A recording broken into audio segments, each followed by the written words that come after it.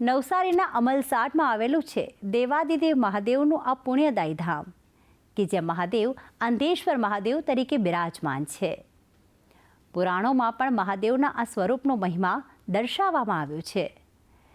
કહેવાય છે કે આ મંદિરમાં દર્શન કરતા શિવજી તમામ કષ્ટો હરી લે છે અને અર્પે છે સુખ સમૃદ્ધિના આશીર્વાદ.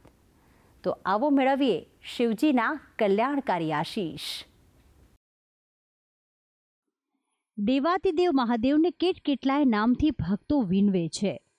શિવશંભુ, નીલકંઠ, ભોળાનાથ નામ ગમે તેટલા હોય, પરંતુ દેવાદિદેવ મહાદેવને વિનવવાની જે શ્રદ્ધા જોવા મળે છે તે એક જ હોય છે.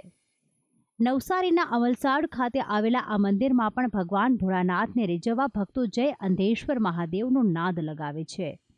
અમલસાડ ખાતે આવેલું આ છે શ્રી અંધેશ્વર ધામ, જે ધાર્મિક દ્રષ્ટિએ ખૂબ મહાત્મ્ય ધરાવે છે. કહેવાય છે કે અહીં સૈકાઓથી મહાદેવની પૂજા થતી આવી છે, જેથી કરીને ઐતિહાસિક દ્રષ્ટિએ પણ આ સ્થાનકનું મહાત્મ્ય ઘણું છે. નવસારીથી થોડેક જ દૂર આવેલ દેવાદિદેવ મહાદેવના આ સ્થાનકનો મહિમા અનેરો છે. મહાશિવરાત્રિ હોય, શ્રાવણ માસ હોય કે કાર્તિકી પૂર્ણિમા હોય, આ દિવસોમાં ભક્તોનો ઘોડાપૂર ઉમટે છે. જ્યાં સ્થાનક પ્રત્યે જે આસ્થા અને શ્રદ્ધા રહેલી છે તે બતાવે છે.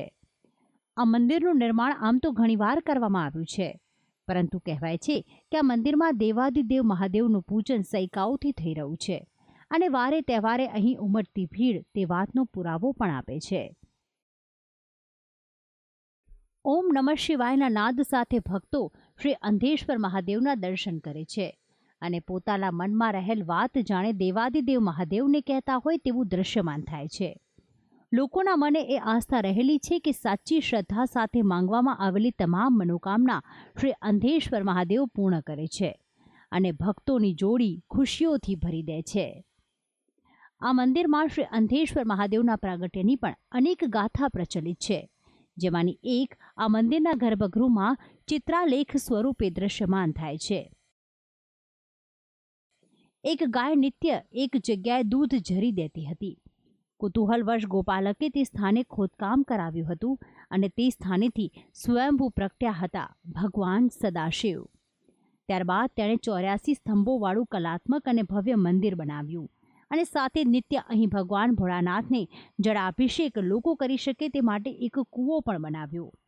મંદિરના એક પરિસરમાં એક કૂવો હજી પણ હયાત છે. દેવાદિદેવ મહાદેવના પાવનધામમાં નયનરમ્ય બગીચા અને બાળ ક્રીડાંગણ પણ બનાવવામાં આવ્યું છે. અહીં બગીચાઓમાં વિચરતી જતી જાતિના ઝાડનો પણ ઉછેર કરવામાં આવે છે, જેથી ભાવિ પેઢી તેને જોઈ શકે, જેથી કરીને દરેક છોડ કે ઝાડ પર તેના નામ પણ લખાયેલા છે. આ સ્થાનકના દર્શન કરીને ભક્તોને પુણ્યતાની પ્રાપ્તિ થાય છે અને દેવાદિદેવ મહાદેવ પણ તમામ ભક્તો પર તેમના પાવનકારી આશીષ વરસાવતા જ રહે છે. ભક્તિ સંદેશ, સંદેશ ન્યૂઝ.